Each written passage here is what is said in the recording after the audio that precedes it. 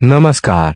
आज हम आपको ऐसी खुफिया एजेंसी के बारे में बताने जा रहे हैं जिससे पूरी दुनिया डरती है। यह video Mossad the greatest missions of the Israeli secret service book की समरी है जो कि माइकल बार जोहर एंड निसिम मिशाल ने लिखी है। इजराइल की किलिंग मशीन मोसाद के खूंखार कारनामों पे। मोसाद दुनिया की सबसे खूंखार खुफिया एजेंसी जिसके नाम पर कहानियां चलती हैं। मोसाद को इजराइल की किलिंग मशीन कहा जाता है। ये लोग इजराइल के दुश्मनों को पूरी दुनिया में खोज के मारते हैं। मारने का मकसद सिर्फ मारना ही नहीं होता बल्कि डर पैदा करना होता है कि इजराइल से पंगा ना लो। चारों ओर से अपने दुश्मनों से घिरे इस नन्हे से देश को बड़ा क्रूर बनना पड़ता है जिंदा रहने के लिए। आइए पढ़ते हैं मोसाद के कारनामों के बारे में जिन्होंने कभी डर पैदा किया कभी बेइज्जती भी कराई। तो चलिए शुरू करते हैं। Mossad the greatest missions of the Israeli secret service. Chapter 1 operation Wraith of God खुदा का कहर। 1972 में म्यूनिख ओलंपिक के लिए दुनिया भर से खिलाड़ी इकट्ठा हुए थे। इसी दौरान एक खतरनाक घटना हुई। इजराइल ओलंपिक टीम के 11 खिलाड़ियों को उनके होटल में मार दिया गया। इसका आरोप लगा दिया आतंकवादी संगठनों पर ब्लैक सितंबर और पैलेस्टीन लिबरेशन ऑर्गेनाइजेशन। इसके बाद इजरायली सरकार भड़क गई।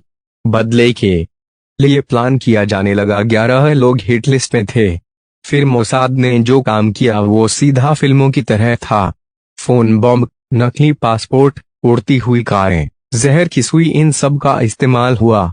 जैसे जेम्स बॉन्ड किसी भी देश की परवाह नहीं करता मारते वक्त, उसी अंदाज में मोसाद एजेंटों ने कई देशों का प्रोटोकॉल तोड़ा। एजेंट मिडिल ईस्ट के कई देशों की सुरक्षा एजेंसियों में घुस गए थे। चुन चुन के मारा गया अपराधियों को। अपने टारगेट को निपटाने के पहले मोसाद टारगेट की फैमिली को बुके भेजता था जिस पर लिखा होता था, ये याद दिलाने के लिए कि हम ना तो भूलते हैं ना ही माफ करते हैं। मोसाद के एजेंटों ने हर टारगेट को 11 बार गोली मारी।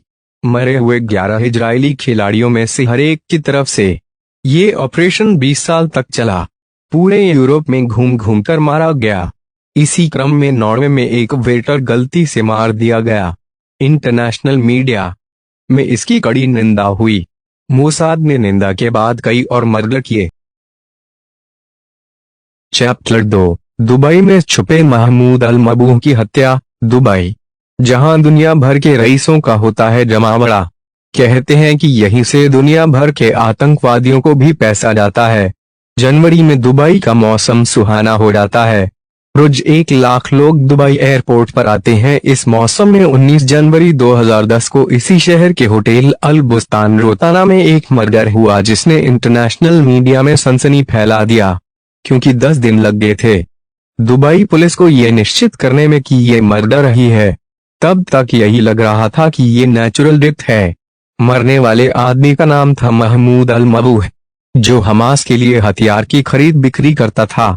और ऐसे लोग ब्रेन हेमरेज से नहीं मरते जो कि पोस्टमार्टम में आया था। फिर पता चला कि अल मबूह के पैर में सक्सिनिकोलिन का इंजेक्शन दिया गया था जिससे पैरालाइसिस हो जाता है। फिर उसके मुंह पर तकिया रखकर सफोकेट कर दिया गया था। हिट स्क्वाड ने अल मबूह के कमरे के सामने ही अपना कमरा बुक किया था। जब वो अपने कमरे से बाहर गया तो स्क्वाड ने इलेक्ट्रॉनिक डोर की सेटिंग चेंज कर दी और जब वो वापस आया तो मार के निकल गए। सबसे खतरनाक बात थी कि अल मबूह से 21 साल पुराना बदला लिया गया था। अल मबूह फिलिस्तीनी ग्रुप हमास के मिलिट्री विंग का फाउंडर था। 1989 में 2 इजरायली सैनिकों को मारने का आरोप था उस पर। अल मबूह को अंदाजा जरूर था कि मरना तो है, पर यह अंदाजा नहीं था कि ऐसी जगह पर मारा जाएगा जो उसके लिए सेफ है और मारने वालों के लिए खतरनाक। इस काम में मोसाद के 33 एजेंट लगे थे।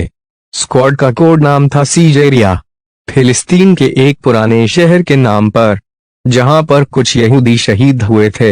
एजेंटों ने इंग्लैंड, फ्रांस, आयरलैंड से लेकर सीरिया, अरब का पासपोर्ट बनवा रखा था।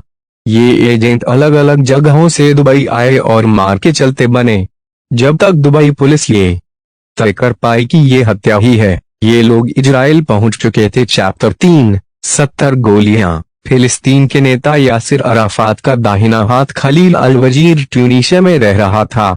उसे अबू जिहाद कहा जाता था। इसको मारना मोसाद की लिस्ट में था। इसके लिए 30 एजेंट काम में लगे। धीरे धीरे कर टूरिस्ट बनकर पहुंचे ट्यूनीशिया। कुछ ने तो बाकायदा वहां की आर्मी की यूनिफॉर्म पहन रखी थी। फिर सारे एजेंट अबू जिहाद के घर की तरफ पहुंचे। उस वक्त इजराइल का जहाज बोइंग 707 शहर के ऊपर मंडरा रहा था। यूं ही नहीं, उसने वहां के कम्युनिकेशन सिस्टम को ब्लॉक कर दिया था। हिट स्क्वाड उसके घर में घुस गया। पहले तो नौकरों को मारा, फिर अबू के परिवार के सामने उसे 70 गोलियां मारी।